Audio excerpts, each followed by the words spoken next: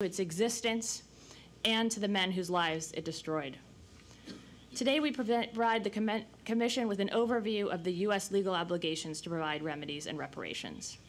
Our presentation will proceed as follows.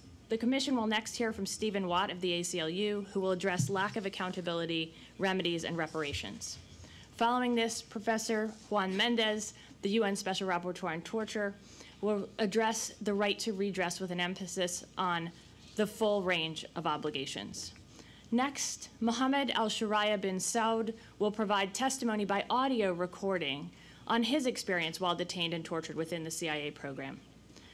Finally, Jamil Dakwar of the ACLU will present our recommendations. In closing, I call your attention to our written submission and look forward to our discussion. Thank you.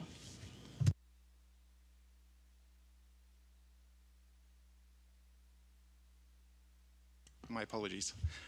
The Senate Torture Report is playing a very important role in the recovery process of some of the victims and survivors named in the report.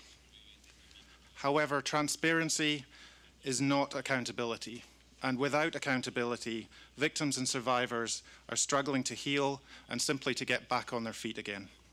The United States needs to do more. The United States needs to hold their torturers accountable, but equally as important, the government needs to provide victims and survivors with remedies and reparations. No one has been held accountable for the crimes documented in the Senate Torture Report. The government is yet to provide any victim or survivor with any form of remedy or reparation. In fact, the United States has actively blocked victims and survivors' attempts at redress in civil courts, seeking immediate dismissal of lawsuits on state secrets and immunity grounds. US courts have largely acceded to these demands.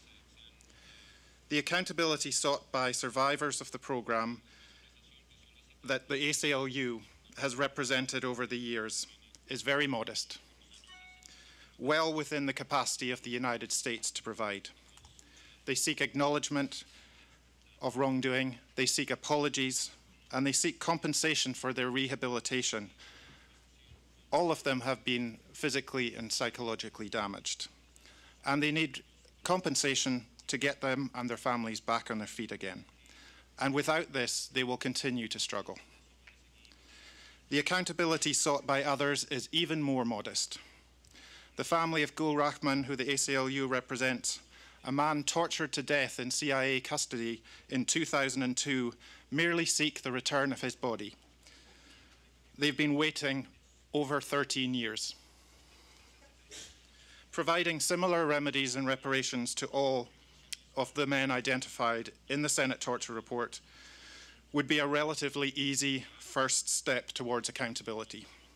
Not only would such a step help those victims and survivors to heal, it would help the United States to begin to regain its credibility in the international community and ensure that the United States never again resorts to enforced disappearances and torture.